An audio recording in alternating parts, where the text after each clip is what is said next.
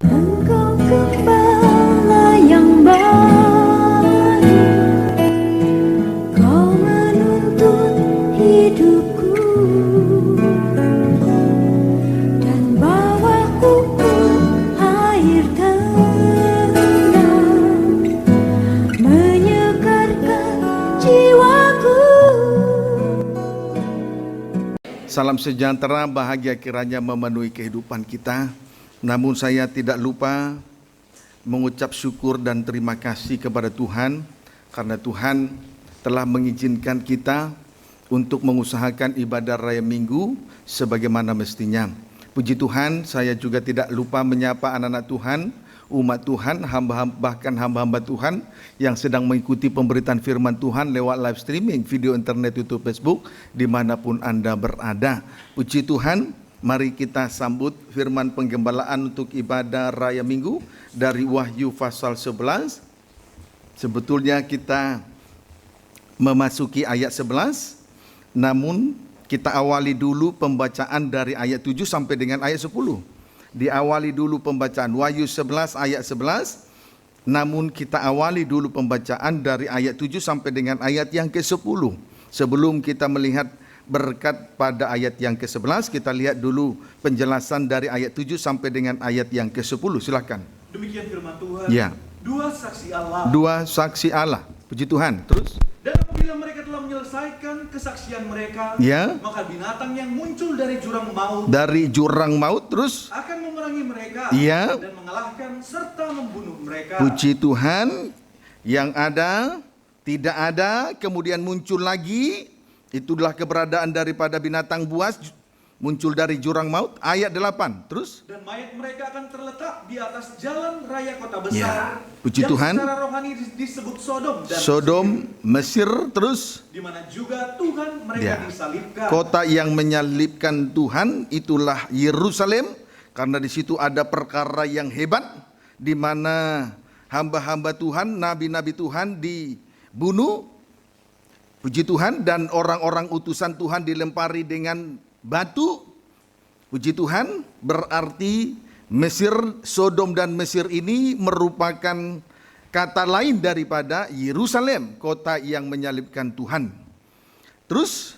Dan orang-orang dari segala bangsa dan suku dan bahasa dan kaum melihat mayat mereka 3,5 hari lamanya. Dan orang-orang itu tidak memperbolehkan mayat mereka dikuburkan. Puji Tuhan, menjadi tontonan pada minggu yang lalu telah diterangkan. Jangan kita menjadi Kristen penonton, punya mata tetapi tidak melihat atau melayani hanya untuk menghibur diri sendiri. Sama seperti orang menonton untuk mencari penghiburan diri, untuk mencari hiburan, mencari kepuasan untuk diri sendiri. Jangan kita seperti itu. Terus? Dan mereka yang di atas bumi Ya. bergembira Dan bersukacita, bersukacita. atas mereka itu. Puji Tuhan. Terus? Dan Berpesta. dan saling mengirim hadiah. Ya. Karena kedua nabi itu telah merupakan siksaan bagi semua orang yang diam di atas bumi. Puji Tuhan. Puji Tuhan. Ayat-ayat ini menceritakan kepada kita tentang aniaya antikris. Puji Tuhan. Haleluya. Kemudian aniaya ini sudah berada pada puncaknya. Puji Tuhan. Sebagai kata lain daripada antikris adalah pembinasa keji. Karena aniaya itu sudah berada pada puncaknya, sehingga sebagai kata lain daripada aniaya antikris disebut juga pembinasa keji. Amin. Matius 24. Injil Matius 24. Puji Tuhan. Injil Matius 24 ayat 15 dan 21. 15 dan 21, silakan. Demikian firman Tuhan. Ya. Siksaan yang berat dan Mesias palsu. Puji Tuhan. Terus? Jadi apabila kamu melihat pembinasa keji, pembinasa aniaya sudah berada pada puncaknya, sehingga antikris ini disebut menjadi pembinasa keji. Amin. Akhirnya disebut pembinasa keji. Apabila pembinasa keji berdiri di tempat kudus, terus? Menurut firman yang disampaikan oleh Nabi Daniel, Ukurannya firman Tuhan, firman Nabi yang sudah tergenapi. Terus? para pembaca hendaklah memperhatikannya. Harus memperhatikannya, tidak boleh mengabaikannya, Terus? Sebab pada masa itu Ya. akan terjadi siksaan yang dahsyat, Puji Tuhan. Terus? seperti yang belum pernah terjadi Ya. sejak awal dunia sampai sekarang, dan yang tidak akan terjadi lagi. Puji Tuhan. Haleluya. Apabila pembinasa keji berdiri di tempat kudus, maka akan terjadi siksaan yang dahsyat, seperti yang belum pernah terjadi sejak awal dunia sampai sekarang, dan yang tidak akan terjadi lagi. Maka saudaraku, para pembaca hendaklah memperhatikannya. Kalau firman nubuatan, firman Nabi Daniel, firman nubuatan itu sudah tergenapi, saudaraku, maka para pembaca, para yang mendengar apa yang dibaca, para yang mendengarkan apa yang pembaca yang dijelaskan dan yang didengarkan, harus memperhatikannya dengan sungguh-sungguh, tidak boleh mengabaikannya lagi dengan begitu saja. Amin, saudaraku. Puji Tuhan. Haleluya. Kiranya dapat dipahami dengan baik. Haleluya. Mari kita lihat Daniel 12 ayat 11.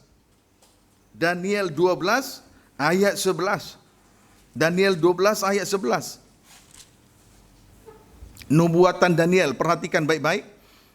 Apa yang sudah dinubuatkan oleh firman Tuhan, apa yang sudah dinubuatkan oleh Nabi Daniel harus diperhatikan. Amin. Puji Tuhan. Ayat 11. Akhir zaman. Akhir zaman. Apa tandanya akhir zaman? Terus. Sejak dihentikan korban sehari-hari Dihentikan korban sehari-hari. dan ditegakkan dewa-dewa kekejian. Ditegakkan dewa-dewa kekejian. Patung harus disembah. Patung yang dapat berbicara itu harus disembah. Terus. Yang membinasakan itu Ya. ada 1290 Puji Tuhan. Antikris akan menghentikan korban sehari-hari, kemudian menegakkan dewa-dewa kekejian yang membinasakan. Puji Tuhan. Orang akan dipaksa untuk menyembah patung yang berbicara itu. Itulah dewa-dewa yang membinasakan. Amin. Dewa-dewa kekejian yang membinasakan. Amin. Berhala itu tidak menyelamatkan. Apa saja jenis berhala tidak menyelamatkan. Jangan silau dengan harta, jangan silau dengan kekayaan walaupun menyilaukan. Puji Tuhan. Amin, saudaraku. Haleluya. Supaya kelak kita nanti berada dalam kemuliaan Allah. Shekinah glory. Cahaya kemuliaan yang melebihi daripada silau-silau dari berhala-berhala itu. Amin, saudaraku. Yang melebihi dari silau-silau dari berhala-berhala itu. Puji Tuhan. Daniel 9 ayat 27. Tadi antikris pada saat puncak aniaya terjadi, pada saat pembinasa keji berdiri di tempat kudus, antikris akan menghentikan korban sehari-hari dan menegakkan dewa-dewa kekejian, patung yang berbicara yang harus disembah, tapi itu merupakan dewa kekejian yang membinasakan. Saudaraku, lihat ayat 27, Daniel 9:27. Demikian firman Tuhan. Ya. 70 kali 7 masa. Ya. Raja itu akan membuat perjanjian itu menjadi berat Ya. bagi banyak orang. Terus? Selama 1 kali 7 masa. Ya. Pada pertengahan 7 masa itu. Selama 1 kali 7 masa. Jadi ada nanti suatu peristiwa selama 7 masa, 7 tahun. Selama 7 masa, sekali 7 masa. Puji Tuhan. Terus kemudian pada pertengahan 7 masa, berarti 3 tahun setengah. Dimulai dari 3 tahun setengah, terus Ia akan menghentikan korban sembelihan. puncaknya aniaya antikris. Puncaknya aniaya antikris. Disitulah ia menghentikan korban sehari-hari, antara lain korban sembelihan, terus Dan korban santapan. korban santapan, terus Dan di atas sayap kekejian. di atas sayap kekejian, dewa-dewa kekejian yang membinasakan, patung yang berbicara harus disembah, terus Akan datang yang membinasakan. terus Sampai pemusnahan yang telah ditetapkan menimpa yang puji membinasakan. Tuhan. Pada pertengahan 7 masa, tadi lihat ya, raja itu akan membuat perjanjian itu, antikris akan membuat perjanjian itu menjadi berat bagi banyak orang selama 1 kali 7 masa. 1 kali 7 masa. 7 tahun. Puji Tuhan. Berarti nubuatan Yusuf dan nubuatan dari Amos nanti akan tergenapi. Amin, saudaraku. Akan terjadi 7 tahun kelaparan. Itu akan tergenapi. Nubuatan Yusuf akan tergenapi. Lalu kemudian pada pertengahan 7 masa itu, pertengahan 7 masa berarti 3,5 tahun. Dimulai dari 3,5 tahun itu, ia menghentikan korban sehari-hari, yakni 1 korban sembelihan, 2 korban santapan. Puji Tuhan, korban sembelihan 1, korban santapan 2. Puji Tuhan, haleluya. Saudara, korban sembelihan menunjuk ibadah dan pelayanan sebagai mezbah atau tempat untuk mempersembahkan korban. Jadi ibadah ini adalah mezbah, wadah untuk dijadikan tempat segala persembahan, korban dan persembahan yang akan dipersembahkan kepada Tuhan. Jadi, saudaraku, selagi ada kesempatan sebagai tanda belas kasihan Tuhan kepada kita bangsa kafir, di mana Tuhan masih memberi kesempatan kepada kita untuk mengusahakan ibadah, memelihara ibadah dan pelayanan ini, itu kemurahan dari Tuhan yang harus kita pertahankan. Nanti korban sehari-hari pada saat pembinasa keji berdiri tempat kudus, korban sehari-hari akan dihentikan. Salah satu korban sehari-hari adalah korban sembelihan. Itu menunjuk ibadah dan pelayanan, saudaraku, sebagai mezbah atau tempat untuk mempersembahkan korban di atasnya. Jadi ini wadah. Perhatikan, wadah. Wadah untuk merendahkan diri di hadapan Tuhan. Jangan kita merasa sudah mengerti firman. Amin, saudaraku. Wadah untuk merendahkan diri, mempersembahkan korban sembelihan kepada Tuhan. Korban sembelihan itu adalah hati yang hancur, jiwa yang hancur, hati yang patah dan remuk, tetapi tidak dipandang hina oleh Tuhan. Berarti dipermuliakan. Ini suatu kesempatan untuk mempermuliakan Tuhan. Ibadah pelayanan ini adalah mezbah untuk mempermuliakan Tuhan. Amin. Puji Tuhan. Haleluya. Jadi jangan bermain-main untuk ibadah. Jangan ada kata-kata hari-hari ibadah, hari-hari ibadah, hari-hari ibadah, hari-hari berkorban. Puji Tuhan. Ini merupakan mezbah untuk mempersembahkan korban sembelihan kepada Tuhan. Haleluya. Nanti ada waktunya, nanti akan dihentikan. Jadi selagi masih ada waktu, gunakan waktu yang ada ini. Masih ada umur panjang, diberi kesehatan untuk memuji kemuliaan Tuhan, manfaatkan kesehatan. Coba sakit perut saja tidak bisa beribadah. Sakit perut saja sudah terganggu beribadah. Manfaatkan kesehatan yang Tuhan berikan ini. Puji Tuhan. Kemudian korban santapan. Korban santapan itu menunjuk firman Allah sebagai makanan rohani kita. Korban santapan menunjuk firman Allah sebagai makanan rohani kita. Itu yang akan dihentikan nanti oleh itulah korban sehari-hari yang dihentikan oleh antikris nanti. Puji Tuhan, maka tergenapilah nubuatan Amos 8 ayat 11, Tuhan akan mengirimkan kelaparan atas negeri ini, bukan lapar karena makanan, bukan haus karena minuman, tetapi karena mendengarkan firman Tuhan. Puji Tuhan, kiranya dapat dipahami dengan baik. Amin, saudaraku. Haleluya. Jadi pertengahan 7 masa, saya ulangi dengan tandas, menunjuk 3,5 tahun yang kedua. Sebab nanti akan terjadi 7 tahun atau 7 masa kelaparan yang hebat melanda negeri ini.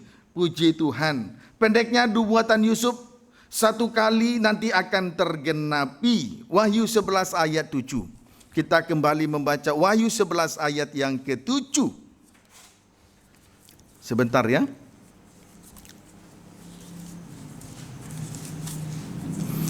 Sebaiknya kita makin hari makin rendah hati ya. Amin. Itu yang benar sebetulnya. Tapi kadang-kadang saya lihat hati ini sukar untuk merendahkan diri. Kenapa ya? Ada apa dengan kita? Puji Tuhan. Kalau makin tua, makin umur panjang, harus makin rendah. Itu yang benar sebetulnya. Puji Tuhan. Wahyu 11 ayat 7. Ulangi baca. Demikian firman Tuhan. Ya. Dan apabila mereka telah menyelesaikan kesaksian mereka, kesaksian dari saksi Allah yang besar Musa dan Elia, terus maka binatang yang muncul dari jurang maut akan memerangi mereka ya, dan mengalahkan serta ya, membunuh mereka. Puncak dari aniaya antikris itu sendiri ialah membunuh dua saksi Allah, yakni Musa dan Elia. Puncak dari aniaya antikris itu sendiri adalah membunuh dua saksi Allah, yakni Musa dan Elia. Tetapi bukan hanya Musa dan Elia, termasuk gereja yang tertinggal. Tidak mungkin hanya Musa dan Elia saja yang mati terbunuh, tetapi juga termasuk gereja yang tertinggal, yang tidak ikut disingkirkan ke padang belantara, kepada pengasingan. Amin, saudaraku. Mereka itu hanya memiliki firman Allah, menuruti firman Allah, dan memiliki kesaksian Yesus, atau memiliki roh Allah. Tetapi tingkat rohani mereka tidak sampai pada penamatan daging, yakni penyerahan diri sepenuh sebagai puncak kerohanian. Mereka hanya menuruti firman Allah. Perhatikan dulu ke sini semua. Saudara yang sudah menuruti firman Allah, perhatikan sini. Mereka itu hanya memiliki firman Allah dan memiliki kesaksian dari Yesus. Katakan saja memiliki roh Allah. Tetapi tidak sampai kepada penamatan daging. Tidak sampai kepada penyingkiran terhadap daging. Tidak sampai kepada puncaknya rohani. Itulah doa penyembahan. Dengan lain kata, penyerahan diri sepenuh kepada Tuhan. Tidak mungkin Musa dan Elia mati, tetapi gereja yang tertinggal tidak mati.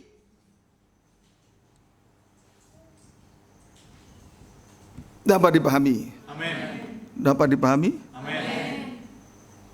Ayo belajar rendah hati terus.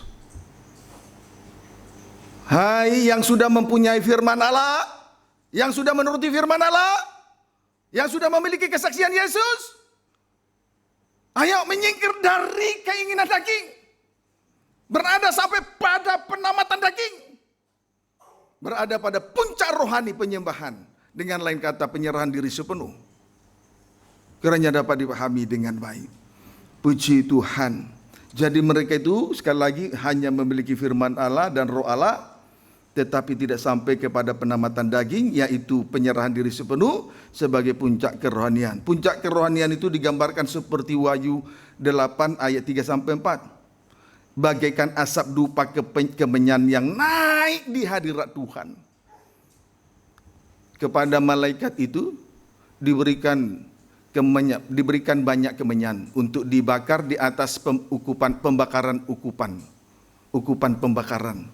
Sehingga naiklah asap dupa kemenyan itu naik di hadirat Tuhan. Jadilah misbah dupa besar.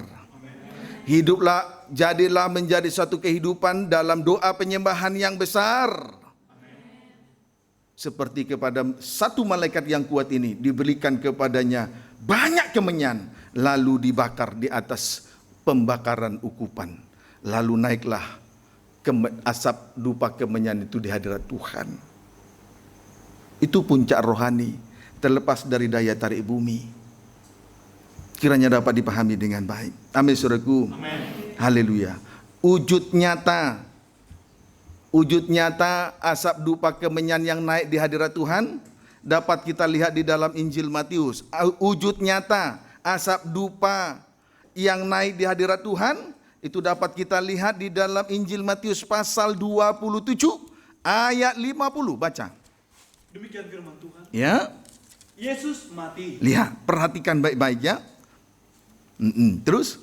Yesus berseru pula dengan suara nyaring. Ya, Yesus berseru di ayat 46, kira-kira jam 3 berseru. Lalu pada ayat 50 untuk yang kedua kali berseru pula untuk yang kedua. Terus? Lalu menyerahkan nyawanya. Puji Tuhan. Setelah berseru, setelah Yesus berseru, lalu menyerahkan nyawanya. Jadi doa penyembahan itu tandanya adalah penyerahan diri sepenuhnya kepada Tuhan. Itu doa penyembahan. Eloi, Eloi, lama sabachthani. Seruan doa penyahutan.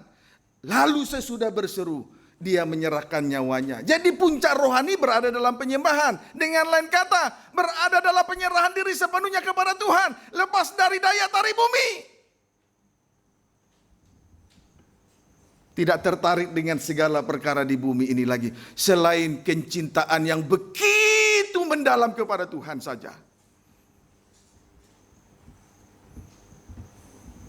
Amin, saudara. Amin. Puji Tuhan. Kiranya dapat dipahami dengan baik. Haleluya. Jadi puncak kerohanian ialah penyembahan, yakni penyerahan diri sepenuhnya kepada Allah. Penyerahan diri sepenuhnya kepada Allah. Amin. Puji Tuhan. Jangan taat kepada kekerasan hati, kesombongan, kepentingan diri. Tetapi taatlah kepada kehendak Tuhan. Jangan dengar suara daging. Supaya saudara jangan gengsi dengar firman. Amin, saudara. Amin. Supaya jangan gengsi dengar firman. Amin. Puji Tuhan. Ayat 51 sampai 53. Dan lihatlah, Ya. tabir bait suci terbelah dua, Ya. dari atas sampai ke bawah. Dari atas sampai ke bawah. Terus? Dan terjadilah gempa bumi. Ya. Dan bukit-bukit batu terbelah. Terus? Dan kuburan-kuburan terbuka. Ya. Dan banyak orang yang kudus yang telah meninggal bangkit. Mati. Hari ketiga bangkit. Ayat 3. Ayat 53. Dan sesudah kebangkitan Yesus, Nah, terus? mereka pun keluar dari kubur. Iya. Lalu masuk ke kota kudus. Ya. Dan menampakkan diri kepada banyak Puji orang. Tuhan. Tetapi pada hari yang ketiga, Yesus bangkit. Amin. Maut sebagai musuh yang terakhir telah dikalahkan. Maut sebagai musuh yang terakhir telah dikalahkan. Terpujilah Tuhan. Terpujilah Dia kekal sampai selama-lamanya. Tidak ada seperti Dia. Hanya Dia saja yang sanggup mengalahkan maut. Hari ketiga dia bangkit. Puji Tuhan. Haleluya. Wahyu 11 ayat 11. Wahyu 11 ayat 11.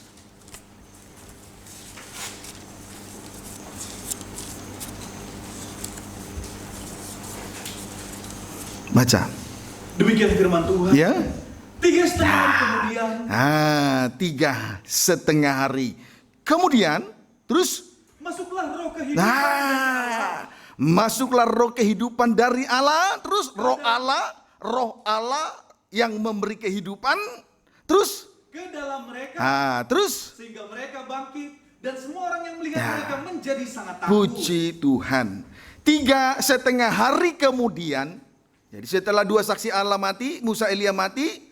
3,5 hari kemudian. Masuklah roh kehidupan dari Allah. Atau roh Allah yang memberi kehidupan kepada 2 saksi Allah tersebut. Sehingga mereka bangkit. Manakala mereka sudah bangkit dari kematian itu, semua orang menjadi takut.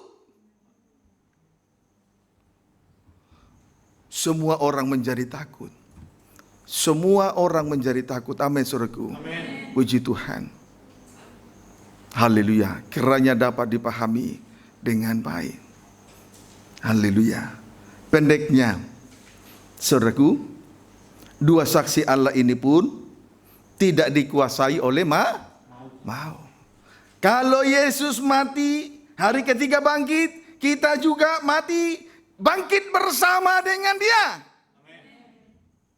Supaya kelak dipermuliakan juga bersama dengan Dia. Puji Tuhan.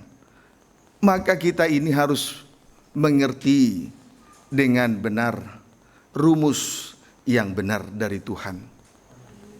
Jangan ikut Tuhan dengan menggunakan rumus sendiri, tidak sampai ke surga. Kiranya dapat dipahami dengan baik. Puji Tuhan. Haleluya. Jadi saudara, kalau pengalaman kematiannya benar, maka akan diikuti dengan kebangkitan yang benar. Dengan kata lain, jika hidup di dalam penyerahan diri yang benar, maka maut tidak berkuasa atas kita. Amin. Puji Tuhan. Haleluya. Lihatlah ayat Wahyu 20 ayat yang keempat. Wahyu 20 ayat yang keempat. Puji Tuhan. Baca. Demikian firman Tuhan. Ya, boleh baca ayat 3 mulai. Kerajaan 1000 tahun. Kerajaan 1000 tahun. Ya. Lalu melemparkannya ke dalam jurang maut. Ya. Dan menutup jurang maut itu dan memeteraikannya di atasnya. Puji Tuhan. Binatang buas tadi dilemparkan ke jurang maut. Akhirnya, haleluya, dan memeteraikannya di atasnya. Terus? Supaya ia jangan lagi menyesatkan bangsa-bangsa. Terus? Belum berakhir masa 1000 tahun itu. Terus? Kemudian daripada itu, ia akan dilepaskan untuk sedikit waktu lamanya. Terus?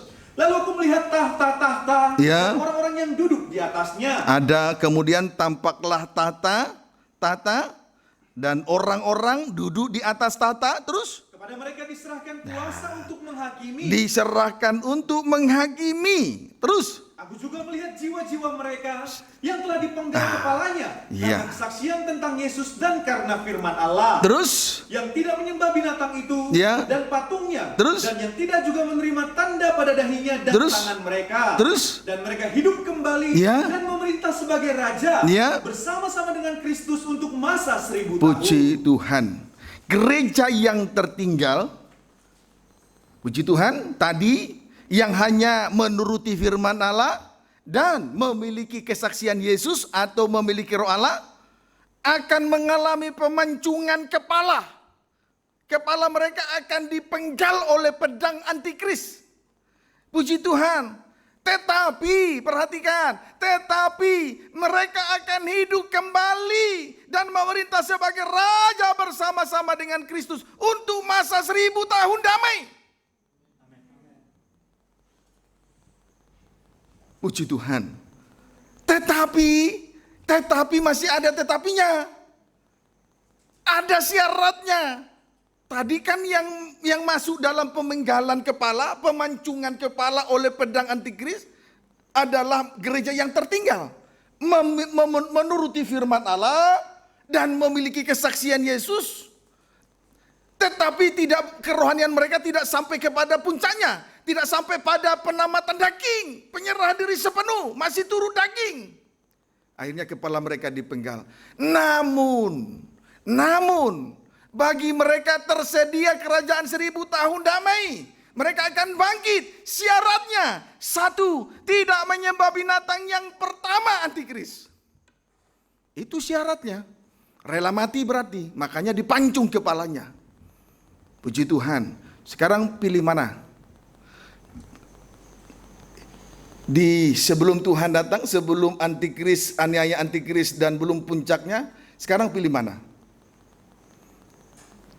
Puji Tuhan, ikut Tuhan sungguh-sungguh atau cari uang sungguh-sungguh.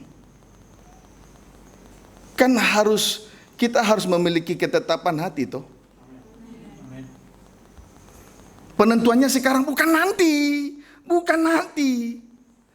Karena kalau kerohanian kita masih seperti ibu yang menyusui anak, itu gambaran dari hamba Tuhan yang masih kanak-kanak rohani juga mati. Jadi itu sebabnya saya katakan, bukan nanti penentuannya.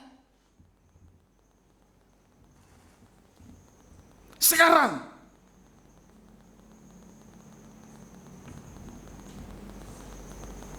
Amin, saudaraku. Amin. Tentukan sikap dari sekarang. Tentukan sikap dari sekarang. Pilih Tuhan atau Mamon.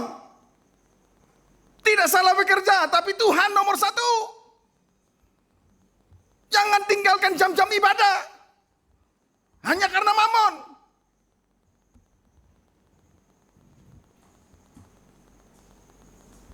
Puji Tuhan.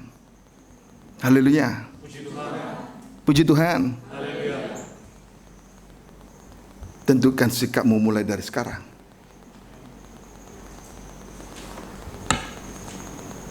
Sehingga manakala nanti gereja tertinggal masuk dalam penghakiman antikris, pilih mana, Tuhan atau menerima cap meterai? Tinggal bilang, Tuhan, ya sudah dipancong. Tapi hidup. Amin, saudaraku. Amin. Puji Tuhan. Pancungan itu hanya konsekuensi karena tidak sampai kepada penamatan daging. Itu saja. Kemudian syarat yang kedua, tidak menyembah patung binatang itu atau dewa-dewa kekejian. Patung binatang itu atau dewa-dewa kekejian sama dengan tidak menyembah berhala. Berhala artinya segala sesuatu yang melebihi dari Tuhan. Itu arti berhala. Segala sesuatu yang melebihi dari Tuhan. Kalau pekerjaan nomor 1, ibadah pelayanan nomor 2, pekerjaan disebut berhala. Kalau bisnis nomor 1, ibadah pelayanan ditinggalkan, bisnis disebut berhala. Kalau uang nomor 1, ibadah pelayanan ditinggalkan, uang jadi berhala. Inilah patung-patung atau dewa-dewa kekejian itu. Itu sebabnya di atas tadi saya sudah sampaikan, kita harus menentukan sikap dari sekarang, bukan nanti. Dapat dipahami, saudaraku? Amin. Saya Saya ulangi ya, kalau nanti celakalah ibu-ibu yang sedang satu lagi, ibu-ibu yang sedang menyusukan ibu ini menunjuk gembala, hamba Tuhan sudah menerima jabatan gembala, tapi hanya mengandung asas-asas pokok ajaran yang pertama tentang Kristus, percaya, bertobat, dibaptis air, dipenuhi Roh Kudus.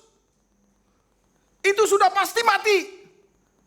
Tidak perlu ditanya pilih Tuhan apa tidak, sudah mati. Yang saya bicarakan ini adalah gereja yang tertinggal.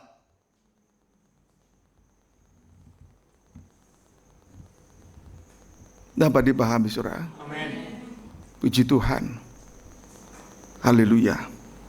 Nah, yang ketiga, syarat yang ketiga, tidak menerima cap meterai dari antikris atau tanda 666 tidak ada di tangan kanan dan tidak tercap di dahi. Puji Tuhan, memang ini suatu pergumulan yang hebat bagi gereja yang tertinggal. Sementara mereka tidak dipelihara di padang belantara, tidak menerima sayap burung nasar yang besar, mau tidak mau pasti berhadapan dengan antikris. Maka di situ ada pilihan. Kamu mau makan atau lapar? Ini gereja yang tertinggal loh ya, yang tidak dipelihara di padang belantara. Ini situasi yang berat sekali memang bagi daging. Maka mereka diperhadapkan, kamu mau makan apa lapar? Kalau mau makan, terima cap meterai antikris 666 ataupun di dahi. Lalu diizinkan bebas dengan sebebas-bebasnya menjual dan membeli. Tetapi ingat, kalau sudah terima cap meterai antikris, binasa sampai selama-lamanya. Mungkin hari ini tubuh kita yang daging, tubuh kita masih angka 6, tapi roh kita masih penurut, bukan? Amin. Bukan angka 6, bukan? Amin. Tetapi besok turuti hidup di dalam penurutan kepada roh, seperti roh itu penurut. Jangan turuti daging, supaya jangan tubuh tubuh, jiwa, roh dikuasai oleh angka 6 pertama, angka 6 kedua, angka 6 ketiga.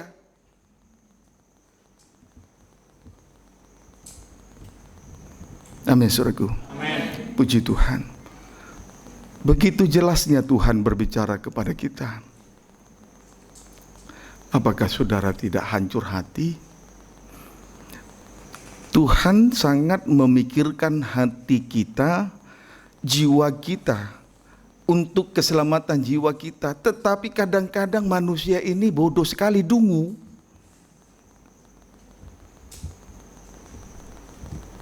Dungu, seperti dalam Mazmur. Tidak mau kembali, tidak mengerti kembali kepada pemilik, sang Khalik, sang pencipta. Terus mengambil jalannya sendiri. Kalau kita melangkah dasarnya sudah salah, maka langkah pertama, kedua itu akan semakin jauh.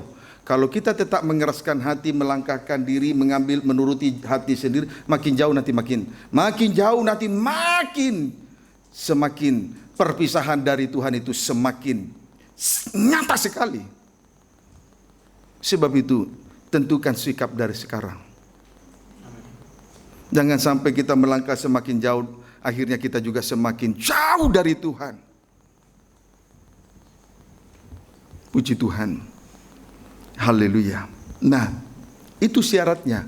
Sehingga mereka akhirnya hidup kembali dan memerintah bersama dengan Kristus selama 1000 tahun damai. Puji Tuhan. Haleluya. Nah, perlu untuk diketahui. Titik 2. Kematian yang palsu akan menghasilkan kebangkitan yang palsu. Tidak akan sampai kepada kemuliaan. Puji Tuhan. Lalu kembali kita membaca Wahyu 20 ayat 6. Demikian firman Tuhan. Boleh baca ayat 5? Tetapi orang-orang mati yang lain Ya. tidak bangkit sebelum berakhir masa yang 1000 tahun itu. Ya, tetapi orang-orang mati yang lain tidak bangkit. Orang-orang mati yang lain tidak bangkit itu menuju kepada misalkan ya Abraham, ya Isa, Yakub, Daud, Daniel dan lain sebagainya. Sebab kebangkitan pertama itu hanya berlaku bagi mereka yang sudah mengalami pemancungan kepala. Amin, saudaraku. Hanya berlaku bagi mereka yang mengalami pemancungan kepala oleh pedang antikris. Puji Tuhan. Kebangkitan yang pertama tidak berlaku bagi ya Abraham, Isa, Yakub, Daud, Daniel dan contoh-contoh tokoh-tokoh iman dalam Alkitab yang lainnya.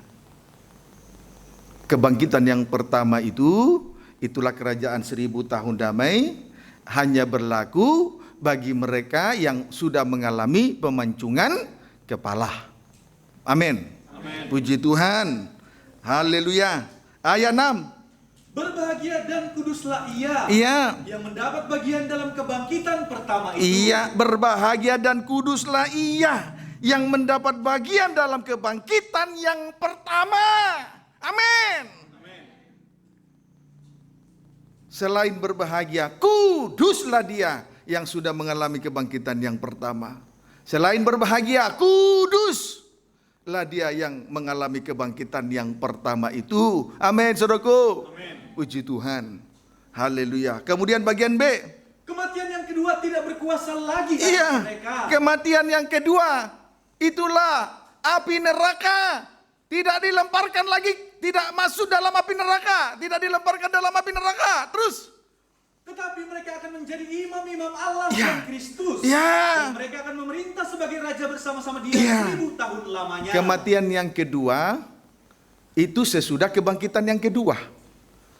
Kebangkitan yang kedua itu berlaku bagi Abraham, Ishak, Yakub, Daniel, Daud, Yusuf dan lain sebagainya.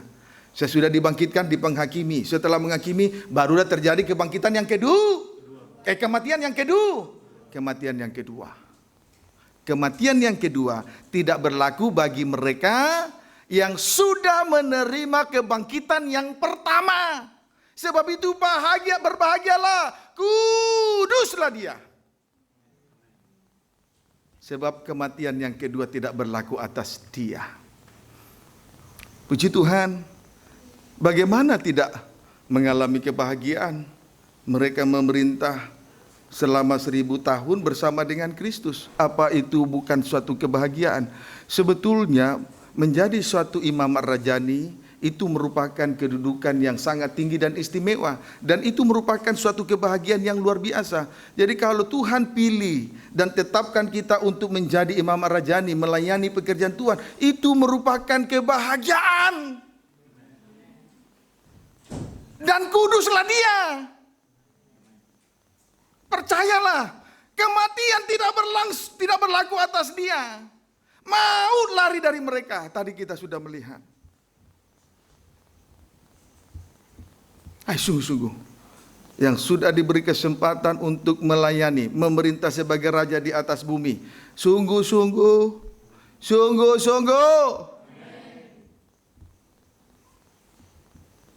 Tuhan sedang mempersiapkan gerejanya di hari-hari terakhir ini. Puji Tuhan, supaya kelak kita nanti dipermuliakan. Ikuti rumusnya Tuhan. Kalau kematiannya benar, kebangkitannya benar. Sebaliknya kalau kematiannya palsu, kebangkitannya palsu. Tidak sampai kepada kemuliaan. Kiranya dapat dipahami dengan baik. Roma 8 ayat 10.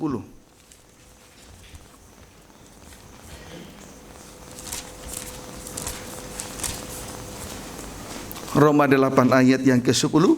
Silakan. Demikian firman Tuhan. Roma 8 ayat 10 sampai dengan ayat 11. Hidup oleh roh. Ya. Tetapi jika Kristus ada di dalam kamu, maka tubuh memang mati karena dosa. Jika Kristus ada di dalam kamu, maka tubuh memang mati karena dosa. Tetapi roh adalah kehidupan oleh karena kebenaran. Puji Tuhan. Haleluya. Ayat 11. Dan jika roh dia yang telah membangkitkan Yesus dari antara orang mati, Roh Allah yang membangkitkan Kristus Yesus, terus diam di dalam kamu. Kalau roh itu diam terus di dalam diri kita masing-masing, terus maka ia yang telah membangkitkan Kristus Yesus dari antara orang mati, akan menghidupkan juga tubuhmu yang fana itu oleh rohnya. Puji yang Tuhan. diam di dalam kamu. Haleluya. Roh Allah telah membangkitkan Yesus Kristus dari antara orang mati. Kalau itu diam di dalam diri kita, maka kita juga hidup sampai selama-lamanya.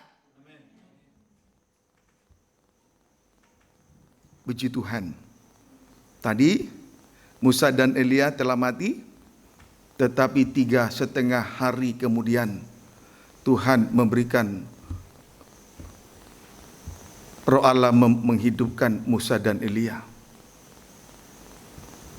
Roh Allah menghidupkan Musa dan Elia. Roh yang sama itu, roh yang membangkitkan Kristus dari antara orang mati, roh yang sama itu juga membangkitkan Musa dan Elia. Roh yang sama itu juga akan memberi hidup kepada hidup kita, hidup untuk selama-lamanya. Kalau roh yang membangkitkan Kristus tinggal dalam kita, Tuhan akan memberi kita hidup sampai selama-lamanya. Amin. Puji Tuhan.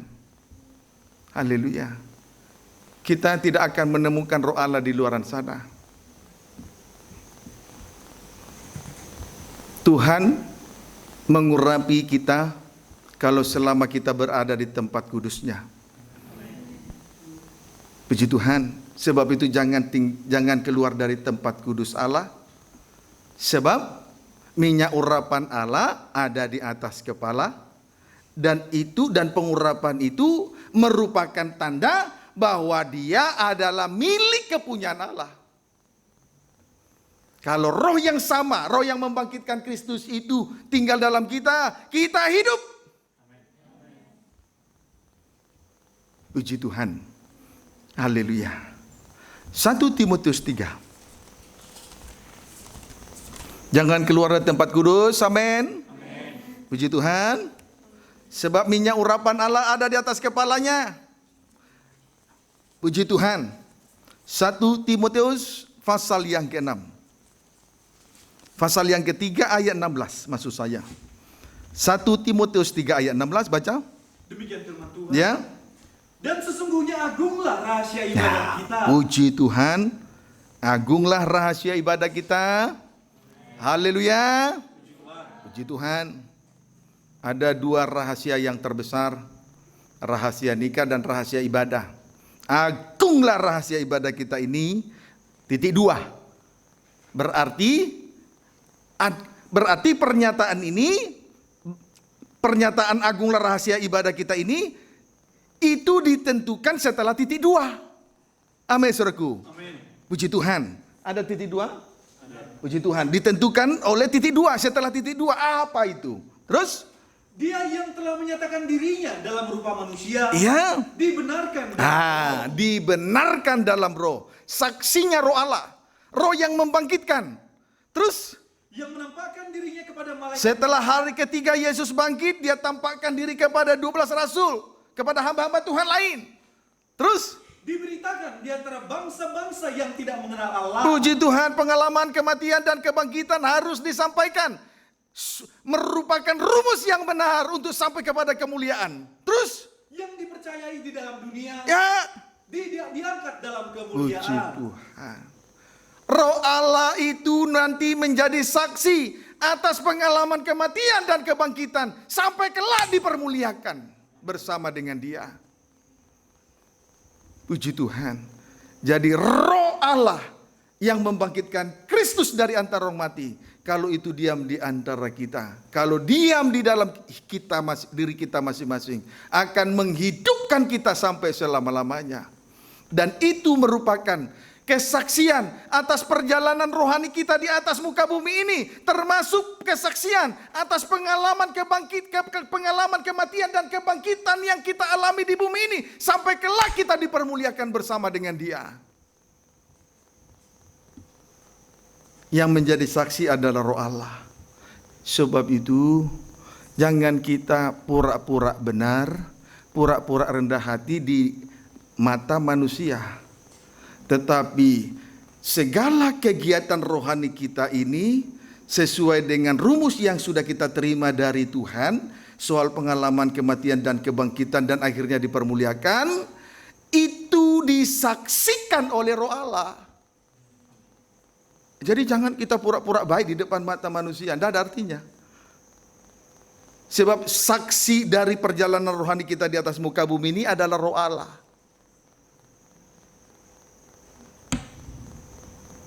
Roh Allah. Amin. Roh yang menghidupkan Kristus dari antara orang mati. Kiranya dapat dipahami dengan baik. Jadi kesimpulannya dari semua ini, yang Tuhan tunggu dari saudara ini, yang Tuhan tunggu dari saya, daripadamu, hatimu.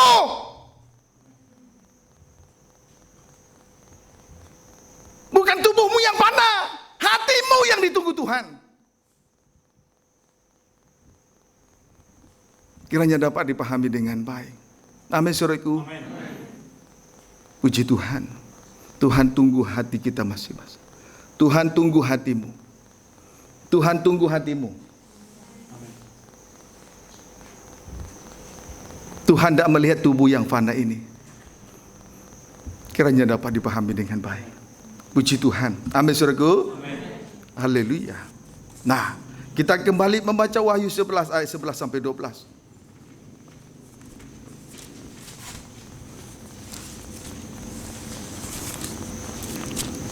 Wahyu 11 ayat 11 sampai 12. Baca. Demikian firman Tuhan. Ya. 3,5 hari kemudian. 3,5 hari kemudian. Masuklah roh kehidupan dari Allah. Ya, Mereka. roh Allah membangkitkan Kristus dari antara orang mati. Kiranya roh itu diam dalam diri kita. Amin. Dan itu merupakan saksi atas perjalanan rohani kita sesuai dengan rumus Tuhan. Mati, bangkit, dipermuliakan. Angka 3 terus. Sehingga mereka bangkit dan semua orang yang melihat mereka menjadi sangat takut. Hari ini kita gagah hebat karena harta punya kekayaan dalam. Nanti hati-hati. Ayat 12. Dan orang-orang itu mendengar suatu suara yang nyaring dari sorga. Ya. Berkata kepada mereka. Ada suatu suara yang nyaring dari sorga berkata kepada Musa, Elia. Terus. Naiklah kemari. Naiklah kemari, dipermuliakan. Tadi setelah mati bangkit, dipermuliakan. Terus. Lalu naiklah mereka ke langit. Ya. Diselubungi awan. Puji Tuhan. disaksikan oleh musuh. Haleluya. Perhatikan. Suatu suara yang nyaring dari surga berkata kepada Musa dan Elia, titik 2, naiklah kemari. Lalu naiklah mereka ke langit, diselubungi awan dan disaksikan musuh mereka. Singkatnya, dua saksi Allah yakni Musa dan Elia naik dan terangkat dalam kemuliaan setelah melewati pengalaman kematian dan kebangkitan yang benar.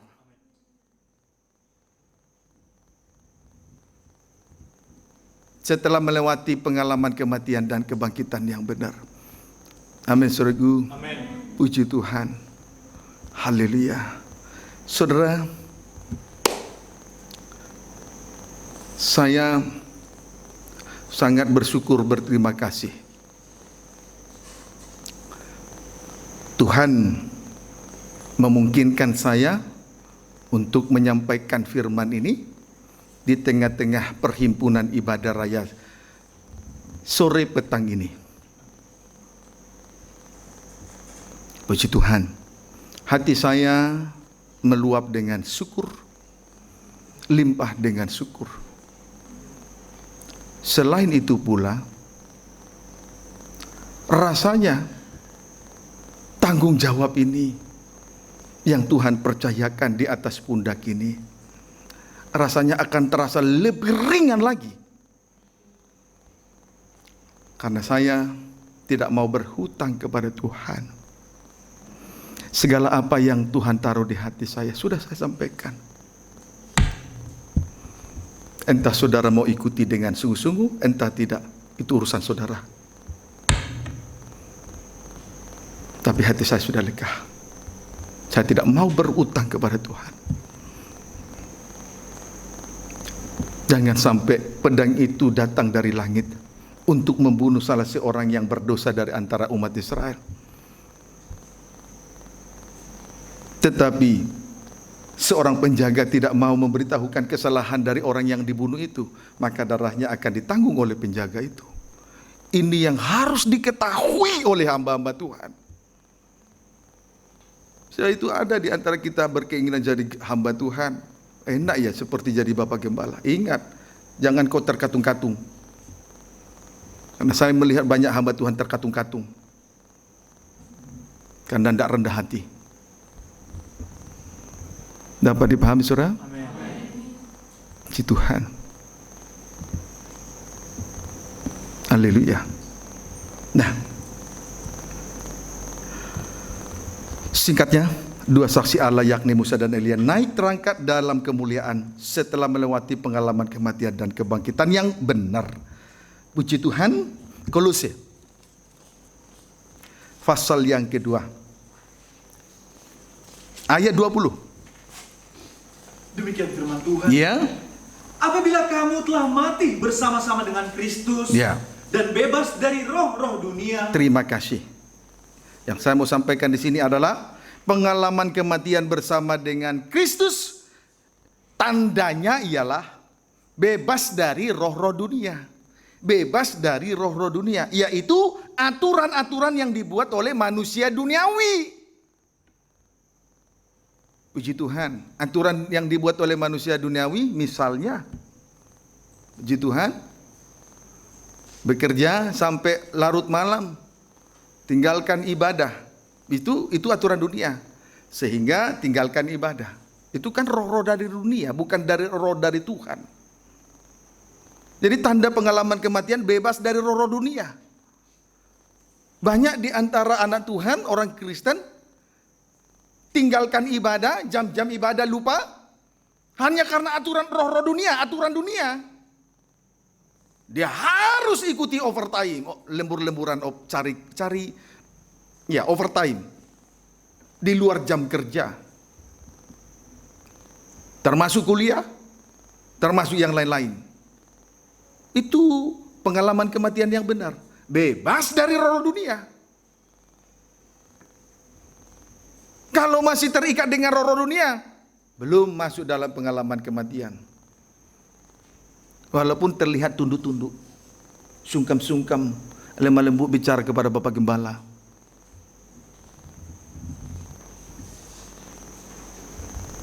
Amin, saudara. Puji Tuhan. Haleluya. Nah, kemudian Kolose 3 ayat 1 sampai 3. Demikian firman Tuhan. Ya. Karena itu, kalau kamu dibangkitkan bersama dengan Kristus, Ya. carilah perkara yang di atas, Terus. di mana Kristus ada duduk di sebelah kanan Allah. Terus. Pikirkanlah perkara yang di atas, bukan yang di bumi. Terus. Sebab kamu telah mati Ya. dan hidupmu tersembunyi bersama dengan Kristus di dalam Allah. Puji Tuhan. Kebangkitan, pengalaman kebangkitan bersama dengan Kristus, tandanya ialah mencari perkara yang di atas, yakni di mana Kristus ada, duduk di sebelah kanan Allah, tampil sebagai pembela, pemelihara hidup. Amin. Puji Tuhan. Pembela dan pemelihara hidup. Tidak itu sama dengan tergembala dengan baik. Itu adalah pengalaman kebangkitan bersama dengan Kristus. Mencari perkara yang di atas, yakni di mana Kristus ada, duduk di sebelah kanan Allah, tampil sebagai pembela dan pemelihara hidup kita masing-masing, seperti pengalaman Daud. Dia merasakan Yesus yang duduk di sebelah kanan Allah, tampil sebagai pembela, tampil sebagai pemelihara. Puji Tuhan, berarti berada dalam suasana penggembalaan. Kalau kita dibela, dipelihara, berada dalam suasana penggembalaan. Domba-domba kalau tergembala, dibela, dipelihara oleh gembala agung. Amin. Kemudian B, memikirkan perkara. Tanda pengalaman kebangkitan bersama dengan Kristus, tanda yang kedua, memikirkan perkara yang di atas, bukan yang di bawah. Sama dengan lepas dari daya tarik bumi, sama dengan tidak terikat dan tidak terlena dengan segala perkara-perkara di bawah. Puji Tuhan. Itu pengalaman kebangkitan bersama dengan Kristus. Tanda yang kedua. Amin, saudaraku. Amin. Puji Tuhan. Tidak memikirkan perkara di atas, bukan di bawah. Berarti lepas dari daya tarik bumi, sama dengan tidak terikat dan tidak terlena dengan segala perkara di bawah ini. Puji Tuhan, saudara. Ketika iblis membawa Yesus, ketika Yesus berpuasa, dia berhadapan dengan musuh abadi, iblis atau setan. Lalu pada peperangan yang pertama, batu menjadi roti makanan, Yesus menang sebab ada yang tertulis. Peperangan yang kedua, dia berada di bubungan bait Allah, menara gereja, lalu dia dicobai untuk menjatuhkan diri, tetapi dalam peperangan yang kedua Yesus menang, ada tertulis. Kemudian peperangan yang ketiga, iblis menunjukkan kepada dia kemegahan dan kerajaan dunia ini akan diberikan kepada Yesus dengan syarat Yesus menyembah kepada setan. Tetapi kembali Yesus menggunakan pedang roh firman Allah yang tertulis di dalam Alkitab ini mengenai bahwa setan siapapun harus menyembah kepada Allah yang hidup. Hanya kepada dia saja kita berbakti, dan hanya kepada dialah Allah yang kita sembah, Allah yang hidup, Allah Abraham, Ishak, Yakub. Amin, saudaraku. Artinya dari peperangan yang ketiga ini adalah Yesus terlepas dari daya tarik bumi. Dia tidak terpikat dengan kerajaan dan kemegahan dunia ini. Amin, saudaraku. Puji Tuhan. Kiranya dapat dipahami dengan baik. Kolose 3 ayat 4. Ayat 3 mulai baca. Sebab kamu telah mati dan hidupmu tersembunyi bersama dengan Kristus mati. di dalam Hari ketiga kita bangkit sama dengan hidup yang tersembunyi bersama dengan Kristus di dalam Allah. Amin. Pokoknya kalau sudah mati dan bangkit, tersembunyi di dalam Kristus, bersama dengan Kristus di dalam Allah. Itu loh, pengalaman kematian kebangkitan ini luar biasa. Tersembunyi di dalam Kristus, tersembunyi bersama dengan Kristus di dalam Allah. Jangan lupakan pengalaman kematian kebangkitannya. Amin, saudaraku. Tersembunyi bersama dengan Kristus di dalam Allah. Namanya bersembunyi di dalam Kristus. Bersembunyi bersama dengan Kristus dalam Allah. Berarti sudah menyatu dengan Allah. Kalau Tuhan di pihak kita, siapa lawan kita? Kalau kita sudah bersuasana kebangkitan, mengenakan pakaian baru tanpa menanggalkan pakaian lama. Itu suasana kebangkitan. Maka dalam suasana semacam ini kita berani berkata, hai maut, di mana kemenanganmu? Hai maut, di mana sengatmu? Puji Tuhan. Kiranya dapat dipahami dengan baik. Amin, saudaraku. Amin. Biar hidup kita bersama dengan Kristus tersembunyi di dalam Allah. Sebab rumusnya tepat, mati bangkit bersama dengan Kristus. Kelak dipermuliakan bersama dengan Dia. Lihat endingnya, ayo Pat. Apabila Kristus yang adalah hidup kita menyatakan diri kelak, kamu pun akan menyatakan diri bersama dengan Dia dalam kemuliaan. Dan akhirnya kita kelak dipermuliakan bersama-sama dengan Dia. Amin. Apabila Dia menyatakan dirinya sebagai Raja dan mempelai pria surga, di dalam kemuliaan dan kesempurnaannya, kita juga turut dipermuliakan bersama dengan Dia. Tuhan Yesus mati, hari ketiga bangkit, tidak lama kemudian Dia terangkat, naik dipermuliakan bersama dengan Dia. Puji Tuhan. Itulah pengalaman dari dua saksi Allah, Musa dan Elia. Dan pengalaman itu telah dinyatakan kepada kita. Penampilan Yesus nyata di hadapan kita sekarang ini. Apa kita mau mati bangkit bersama dengan Dia, dengan lain kata bersembunyi di dalam Allah, supaya kelak dipermuliakan bersama dengan Dia apabila Dia tampil sebagai Raja dan mempelai pria surga di dalam kemuliaan dan kesempurnaannya kelak. Amin. Amin. Puji Tuhan. Kiranya dapat dipahami dengan baik. Maka pada petang sore ini kita bersyukur, kita berterima kasih dengan syukur yang sedalam-dalamnya. Amin, saudaraku. Haleluya. Puji Tuhan. Wahyu 11 ayat 12 kembali kita baca.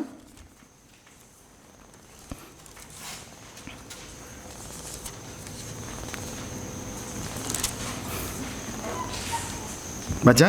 Demikian firman Tuhan. Ya. Dan orang-orang itu mendengar suatu suara yang nyaring dari sorga, berkata kepada mereka, naiklah kemari. Lalu naiklah mereka ke langit, diselubungi awan, disaksikan oleh musuh-musuh mereka. Dengan terangkatnya kedua saksi tersebut, maka kesempatan untuk mendapatkan pertolongan dari dua tangan Tuhan sudah selesai. Sudah selesai.